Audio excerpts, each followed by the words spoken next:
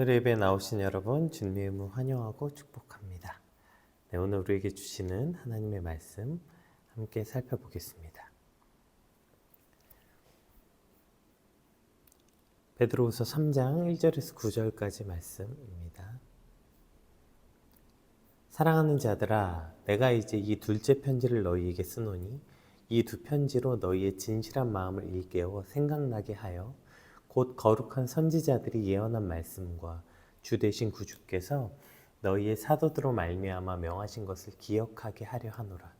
먼저 이것을 알지니 말세에 조롱하는 자들이 와서 자기의 정욕을 따라 행하며 조롱하여 이르되 주께서 강림하신다는 약속이 어디 있느냐?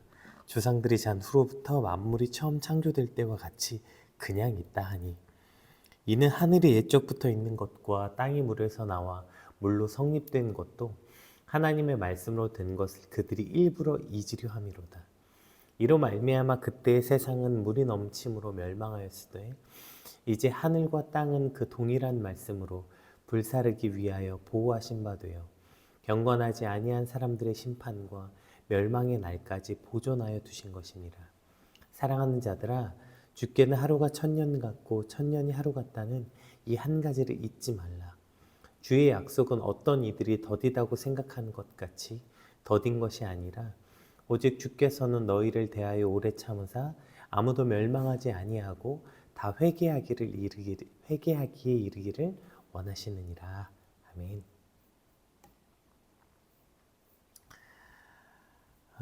오늘 말씀은 이제 교회 안에 들어와 있는 이 거짓 교사들에 대한 모습이 이제 계속 연결돼서 그들에 대한 어리석음에 대한 이야기입니다.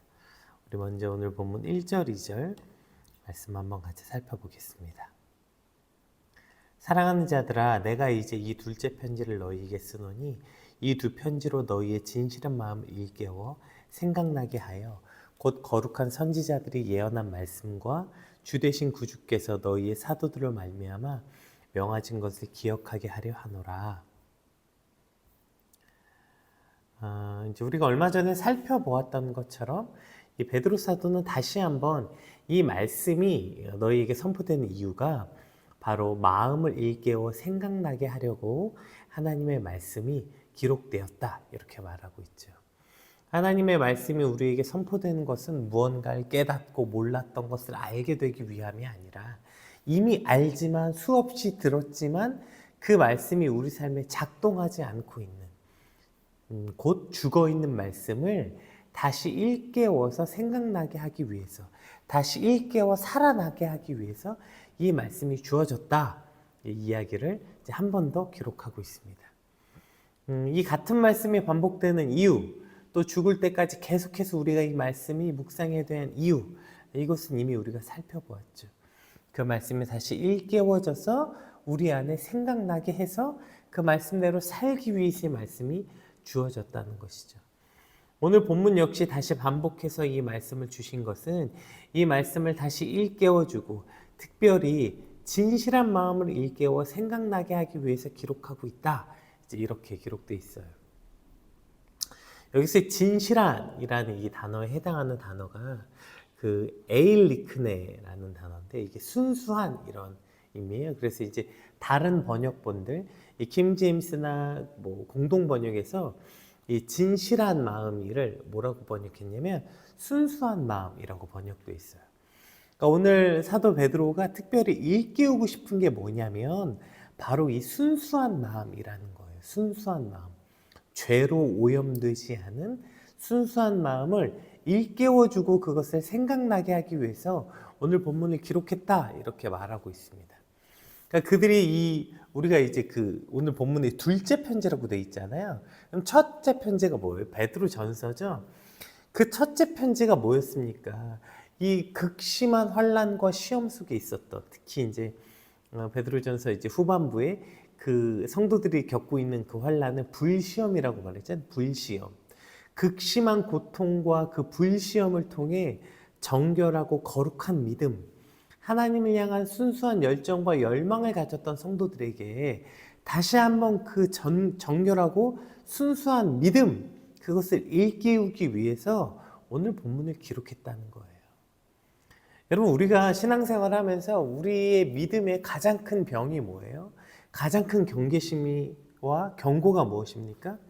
우리 요한계시록 2장 말씀, 에베소 교회에게 주었던 이 경고가 사실 신앙생활하고 있는 우리에게 주어지는 믿음 생활하면서 가장 큰 경계심을 가져야 되는 거죠. 한번 읽어볼게요. 에베소 교회의 사자에게 편지하라. 오른손에 있는 7뼈를 붙잡고 7 금촛대 사이를 거니시는 이가 이르시되, 내가 내 행위와 수고와 내 인내를 알고 또 악한 자들이 용납하지 아니한 것과 자칭 사도라 하되 아닌 자들을 시험하여 그의 거짓된 것을 내가 드러난 것과 또 내가 참고 내 이름을 위하여 견디고 게으르지 아니한 것을 아노라. 그러나 너를 책망할 것이 있나니 너의 처음 사랑을 버렸느니라. 지금 앞에 쭉 칭찬들이 기록되어 있어요. 네가 수고한 것도 알고, 네가 인내한 것도 알고, 악한 자를 용납하지 않은 것도 알고, 네가 자칭 사도로 한 그 거짓 사도들을 드러낸 것도 알고, 참고 견디고 게으르지 아니한 거, 열심히 있었고 그 다 안다. 그러나 그럼에도 불구하고 네가 그 수많은 칭찬거리가 있었지만 그럼에도 네가 책망받는 이유는 뭐예요? 너의 처음 사랑을 버렸다. 그 첫사랑, 순수한 믿음을 잃어버렸다는 것이죠. 이것이 우리가 믿음 생활, 신앙 생활하면서 가장 경계해야 되는 것입니다. 더 이상 예수 그리스도의 십자가 그 대속의 은혜가 우리 안에서 무뎌지는 것, 우리 안에 감동과 기쁨이 아니라 무뎌지는 것. 그래서 그냥 오랜 신앙 생활 가운데서 그 신앙의 행위들이 습관이 되고 형식이 되어서 우리의 마음이 점점 식어지는 거죠. 순수한 마음과 순수한 열정과 순수한 신앙을 잃어버리고 피리를 불어도 춤추지 않고 슬피 울어도 가슴을 치지 않는 그런 상태. 이것이 우리 믿음에서 병든 아주 심각한 상태라는 것입니다. 여러분, 그런 표현 있잖아요. 뜨거운 눈물, 이런 표현 쓰잖아요. 우리가 예배 드릴 때, 찬양할 때, 그냥 기도할 때 찔끔 눈물 나는 거 말고요.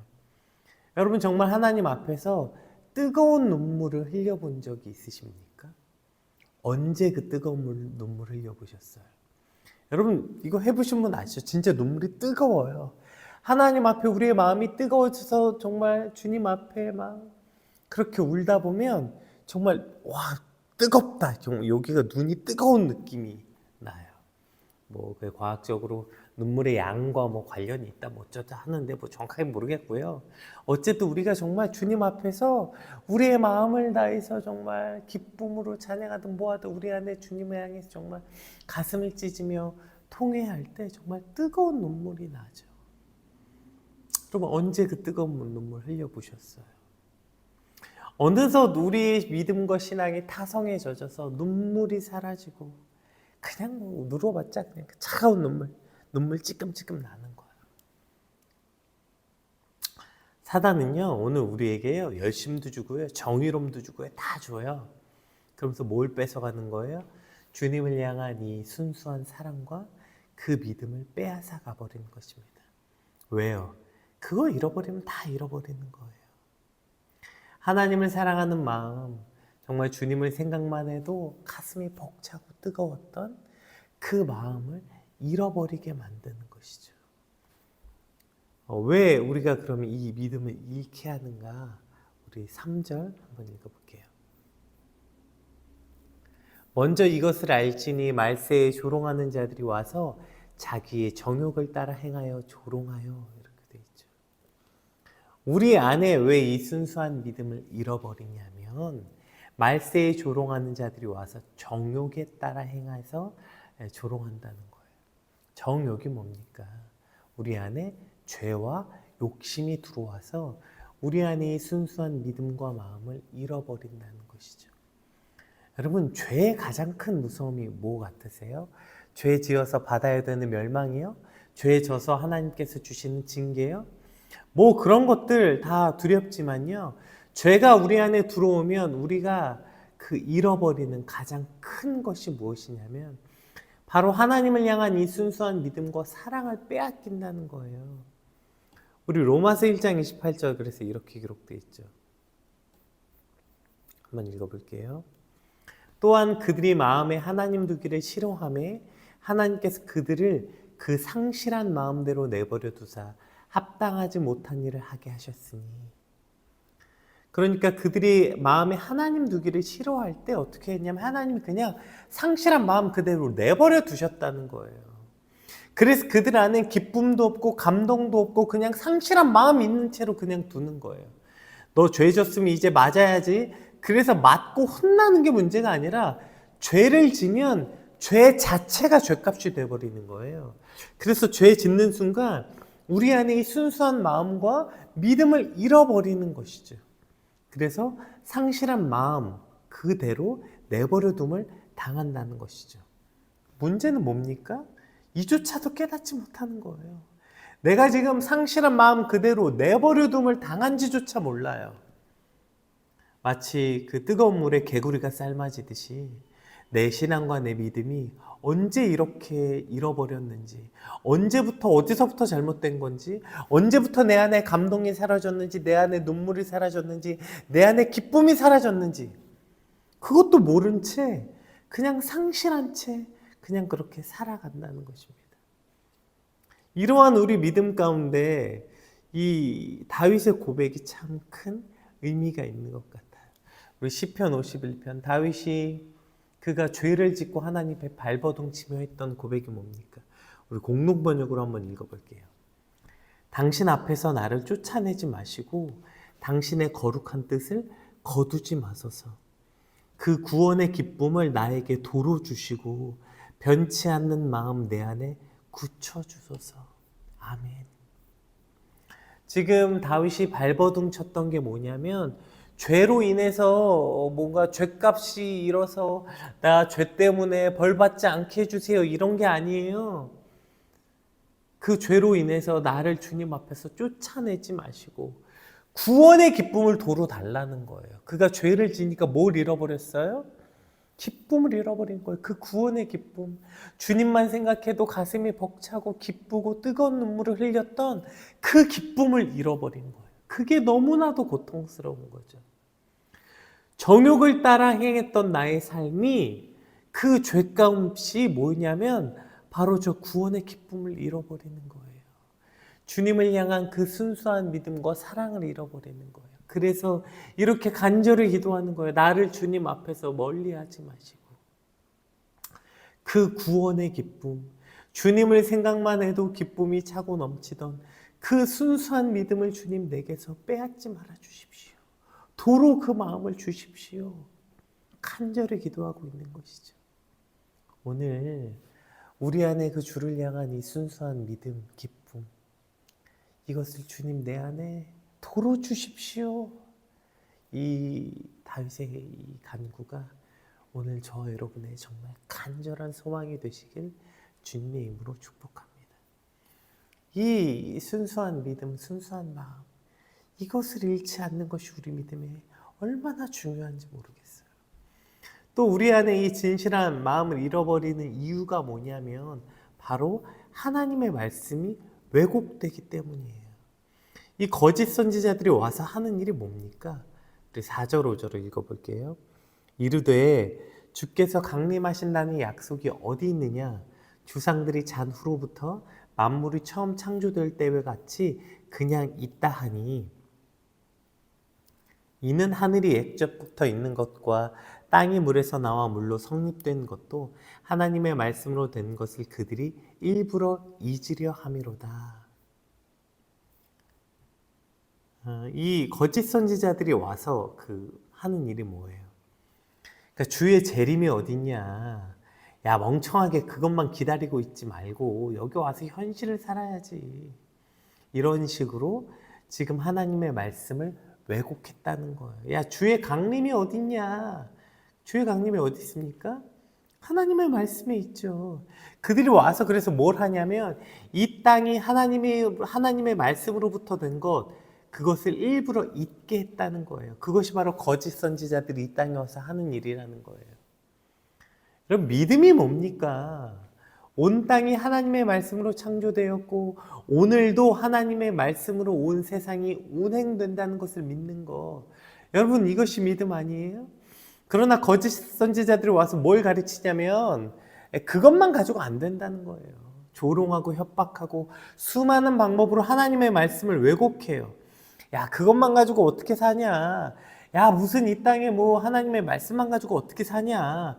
돈도 있어야지, 직업도 있어야지, 야, 도와주는 사람도 있어야지. 또 그거 기왕이면 많으면 많을수록 좋고, 막말로 믿음이 밥 먹여주냐? 이런 식으로 조롱하고 협박하는 거예요. 이 수많은 메시지들이 쏟아지고 그 메시지들에 현혹되어서 어느새 우리의 믿음이 그 원래 하나님의 말씀을 믿었던 순수한 믿음을 잃어버린다는 것이죠. 하나님의 말씀이 옳다 하면 옳다함을 믿어야 하는데 주저하게 되고 어느새 믿지 못하게 되는 일이 생겨난다는 것입니다. 그래서 오늘 말씀을 통해서 이 베드로가 똑똑히 기억하라는 거예요. 내가 이것을 통해서 너희에게 일깨워주게 하고 기억나게 하게 되는 게 뭐예요? 온 세상은 돈에 의해서, 힘에 의해서 이루어지는 게 아니라 하나님의 섭리와 하나님의 말씀에 의해서 이루어진다는 그 믿음의 순수함, 그 순수한 마음, 이것을 기억하고 일깨워지게 한다는 것이죠. 이것을 일깨우려고 이 말씀을 주셨다는 거예요. 그런데 세상은 자꾸 여기에 뭘 섞어요. 그것만 가지고 안 된다. 자꾸 우리를 두렵게 하고 조롱하고, 야, 너 그렇게 살아서 되겠냐? 야, 믿음이 밥 먹여주냐? 조롱하고요. 그러면 거기에 우리의 마음이 두렵고 불안해서 넘어가는 거예요.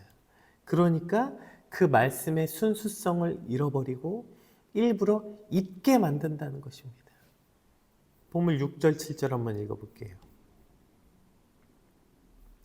이로 말미암아 그때의 세상은 물이 넘침으로 멸망하였으되 이제 하늘과 땅은 그 동일한 말씀으로 불살하기 위하여 보호하신 바 되어 경건하지 아니한 사람들의 심판과 멸망의 날까지 보존하여 두신 것이니라. 이것을 믿는 거예요. 이것을. 세상이 우리에게 어떠한 조롱이나 협박을 하더라도 만물이 주로 말미암고 그리고 하나님 손에 심판당했고 앞으로 그 심판의 때가 올 것이다.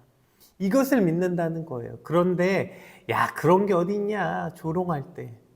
우리는 하나님의 말씀에 그렇게 쓰여져서 이미 물로 심판받았고 이제 다시 하나님의 불의 심판이 올 것이다. 그게 그냥 하나님의 말씀에 쓰여졌으니까 그대로 믿는 거예요. 근데 세상은 그걸 오늘도 조롱해요. 야, 그게 과학적으로 말이 되냐? 상식적으로 말이 되냐? 야, 요즘 시대가 어느 시대인데 그따위 것을 믿냐? 이런 식으로 우리를 조롱하고 뒤흔들 때 세상에 뭐라고 떠들든지 간에 과학적으로 상식적으로 뭐 어떻든지 간에 그런 거 필요 없고 오직 하나님의 말씀에 그렇게 쓰여져 있으면 그 말씀을 믿는 것, 이것이 바로 우리가 회복해야 되는, 우리가 일깨워져야 하는 바로 믿음의 순수성, 순수한 마음, 온전한 믿음이라는 것입니다. 오늘 조금 참고 말씀이 많죠? 우리 로마서 11장. 이거 정말 우리 믿음으로 선포하면서 읽어봅시다. 이는 만물이 주에게서 나오고 주로 말미암고 주에게로 돌아감이라. 그에게 영광이 세세에 있을지어다. 아멘. 믿음은 이거라는 거. 만물이 주에게서 나왔고, 아멘. 또 주로 말미암고, 또 앞으로 주께로 돌아가는 것을 믿는 거예요. 세상이 뭐라고 하든지 간에, 온 세상이 뭐라고 떠들든지 간에 만물은 주께로부터 나왔습니다. 돈으로부터 나온 거 아니고, 권력으로부터 나온 거 아니고, 사람으로부터 나온 거 아니고, 또 주로 말미암았고, 지금도 온 세상이 주님으로부터 운행되었고 앞으로 주께 돌아갈 것을 믿는 것. 세상은 자꾸 여기에 뭐 섞어요. 그거 가지고 안 된다고 하고요. 뭐 여러 가지 섞으려고 해요. 그것만 가지고 안 된다고 말해요. 그러나 우리가 이 말씀을 믿는 것, 온전히 이 순수한 믿음, 순수한 마음을 일깨워 이 말씀이 믿어지는 것, 이것이 오늘 저와 여러분의 믿음이 되시길 주님의 이름으로 축복합니다. 우리 오늘 본문 마지막 8절 9절 한번 읽어볼게요. 사랑하는 자들아, 주께는 하루가 천년 같고 천년이 하루 같다는 이 한 가지를 잊지 말라. 주의 약속은 어떤 이들이 더디다고 생각하는 것 같이 더딘 것이 아니라 오직 주께서는 너희를 대하여 오래 참으사 아무도 멸망하지 아니하고 다 회개하기에 이르기를 원하시느니라. 아멘. 주께는 하루가 천년 같고 또 천년이 하루 같다. 이게 이제 모세의 시편을 인용한 말씀이죠. 우리 시편 90편 4절 한번 읽어볼게요. 모세의 시편이라고 불리는 말씀인데요. 주의 목전에는 천년이 지나간 어제 같으며 밤의 한순간 같을 뿐임이니이다. 아멘. 이제 이 말씀을 인용하는 거죠. 그러니까 이것은 하나님은 시간 안에 존재하시는 분이 아니라 시간 위에 계신 분, 즉 시간을 창조하신 분이라. 따라서 주의 재림은 인간의 시간의 개념으로 이해할 수 있는 것이 아니라 천년도 영원이란 시간 안에서는 하루 같고 하루도 천년의 시간을 담을 수 있는 것이 바로 주님의 시제이다. 따라서 그리스도의 재림은 인간의 시간적 개념에 좌지우지되지 아니하고 하나님의 경륜 안에 있다. 지금 그걸 말하고 있는 것이죠. 그리고 더 중요한 것은 뭐예요? 그리고 왜 그러면 주께서는 시간을 이렇게 그들이 자꾸 이렇게 조롱하는 거야? 도대체 주의 재림이 언제 있다는 거야? 옛날부터 벌써 무슨 뭐 지구가 반만 년에 뭐 하잖아요. 몇백만 년이 되었다. 뭐 이런 거 하잖아요. 뭐 그때부터 지금까지 지구는 여전히 있었고 앞으로도 그렇게 존재할 거다. 그런 수많은 이야기들 속에 하나님의 재림은 없는 게 아니라 늦는 게 아니라 오히려 오래 참으사 아무도 멸망하지 않고 다 회개하기를 원하시는 하나님의 사랑과 은혜임을 기억하라는 거예요. 이 얼마나 아이러니합니까? 너희가 재림이 오지 않는다고 조롱하는 너희가 회개할 때까지, 그렇게 조롱하고 있는 너희가 오히려 죽을까봐, 너희가 심판받아 영원한 형벌에 처해질까봐 오히려 조롱하고 있는 너희조차 오래 참고 기다리시는 하나님의 사랑과 은혜, 그것이 바로 지금 재림이 이루어지지 않고 있는 이유라는 것입니다. 그러니까 예수님의 재림이 마치 없는 것처럼 혹은 더딘 것처럼 보이는 것은 그것이 없기 때문이 아니라 그렇게 말하는 그 미련한 자 중 한 사람이라도 더 구원을 받기 원하시는 하나님의 은혜와 사랑 때문에 지금 이 천년이 하루같이 더디 오고 있다는 것이죠. 그 하나님의 놀라운 사랑이 오늘 우리를 다시 한 번 더 하나님께로 부르고 계신다는 거예요. 너 구원받으라고 천년을 하루같이 기다리신 하나님을 조롱한다니, 이것이 얼마나 말도 안 되는 것입니까? 오늘 그 놀라운 하나님의 오래 참으심과 그 사랑이 우리 안에 깊게 깨달아지길 주님의 이름으로 축복합니다. 오늘 사도 베드로는 다시 한번 우리 안에 이 순수한 마음, 온전한 믿음, 그것을 일깨워주기 위해서 이 말씀을 기록하고 있다고 오늘 본문은 선포하고 있습니다. 그 찬양 있잖아요. 구주를 생각만 해도 이렇게 좋거든. 그 정말 주님만 떠올려도 가슴 벅차고 뜨거운 눈물이 흘렸던 그 믿음. 또 세상이 뭐라고 말하든지 간에 오직 하나님의 말씀만 따르고 그것이 진리임을 믿는 믿음, 바로 그 순수한 마음, 진실한 믿음을 달라고 이 시간 받은 말씀 놓고 함께 기도하겠습니다. 기도합시다.